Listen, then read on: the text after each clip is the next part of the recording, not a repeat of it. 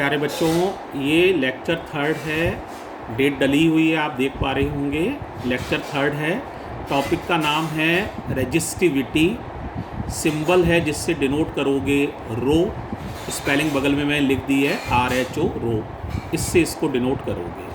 प्यारे बच्चों, साधन काफ़ी कम है, सिर्फ एक मोबाइल ही है मेरे पास, तो अगर कोई दिक्कत हो तो उसके लिए माफ़ी चाहेंगे, लेकिन ध्यान से सुनोगे केयरफुली तो समझ में आना चाहिए, ऐसी मुझे उम्मीद है। प्यारे बच्चों, आप लोग बहुत समझदार और बुद्धिमान हो। तो देखो, दो बातें रेजिस्टिविटी में बता रहे हैं। देखो बच्चों, जैसे किसी भी वायर का जो रेजिस्टेंस होता है, रेजिस्टिविटी की बात नहीं कर रहा हूँ, रेजिस्टेंस बोल रहा हूँ। किसी वायर का जो रेजिस्टेंस होता है ना, वो उसकी लेंथ के तो प्रोपोर्शनल होता है, और एरिया ऑफ क्रॉस सेक्शन यानी मोटाई समझ लो, वायर की मोटाई और लंबाई, तो लंबाई के तो प्रोपोर्शनल होता है, और एरिया ऑफ क्रॉस सेक्शन यानी मोटाई के इन्वर्सली प्रोपोर्शनल होता है। यानी resistance of the wire is directly proportional to the length of wire and is inversely proportional to the area of cross section of the wire. Inversely proportional है ना, इसलिए 1/A लिखा है। अगर दोनों इक्वेशंस को कंबाइन कर दो तो मिलेगा R is proportional to L/A। R माने resistance, is proportional to length, inversely proportional to area of cross section. Proportionality का निशान हटाओगे तो एक कांस्टेंट आएगा रो। यही है भाई resistivity, rho L/A। Rho is a constant and is called resistivity. Resistivity का एक और नाम होता है, ध्यान से सुनो, नाम होता है स्पेसिफिक रेजिस्टेंस। ये भी इसी का नाम है, स्पेसिफिक रेजिस्टेंस। तो रो के कितने नाम हो गए?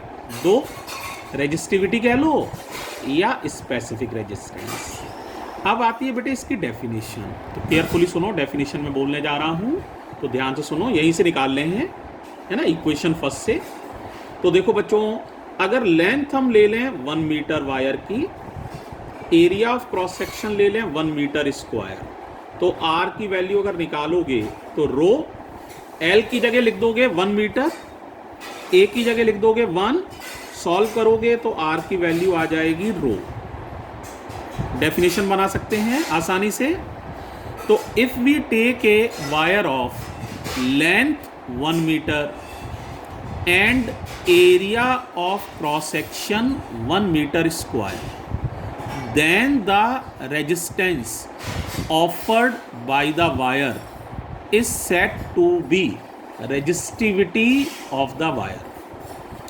एक बार और समझ लो, अगर एक वायर लो जिसकी लंबाई कितनी हो 1 metre, area of cross section कितना हो 1 मीटर स्क्वायर, तो उस वायर का जो भी रेजिस्टेंस होगा, उस रेजिस्टेंस को ही मटेरियल ऑफ द वायर की रेजिस्टिविटी कहते हैं। एक बार मैं लिख भी दे रहा हूं, इफ वी टेक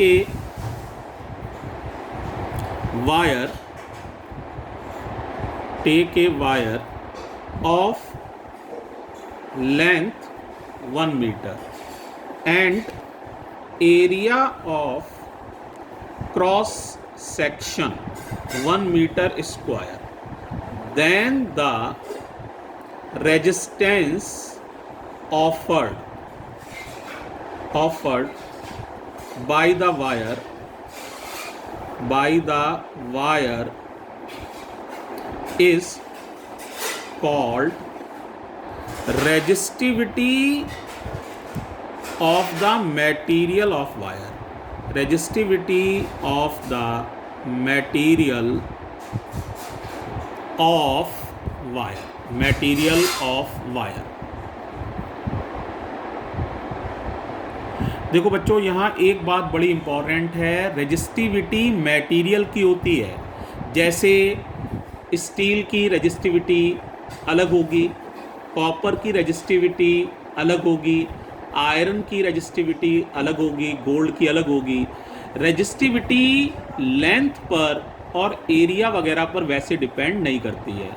जैसे कोई वायर है, उसे लंबा कर दो, छोटा कर दो, मोटा बनाओ, पतला बनाओ, इन चीज़ों से रेजिस्टेंस तो बदलेगा, लेकिन रेजिस्टिविटी मटेरियल की है।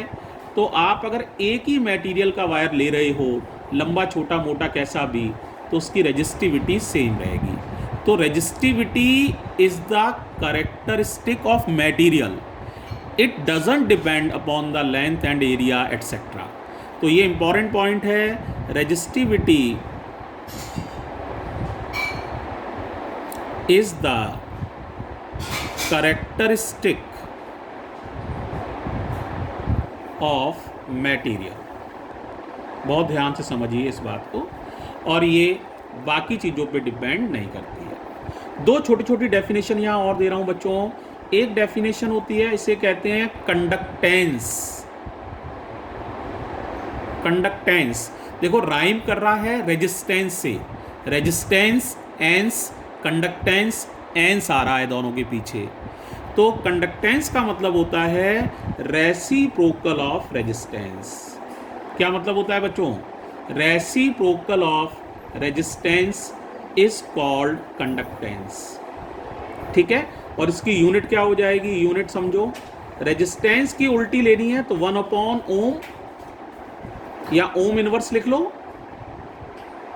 कई लोग स्पेलिंग में अक्षर ही उल्टे कर देते हैं, तो ओम इनवर्स को लिख देते हैं मो, MHO, स्पेलिंग ही उल्टी कर दी, तो ओम इनवर्स भी वैलिड है, मो भी वैलिड है। एक और यूनिट है जो सही है, वो है साइमन। तो कितनी यूनिट्स यूज करोगे?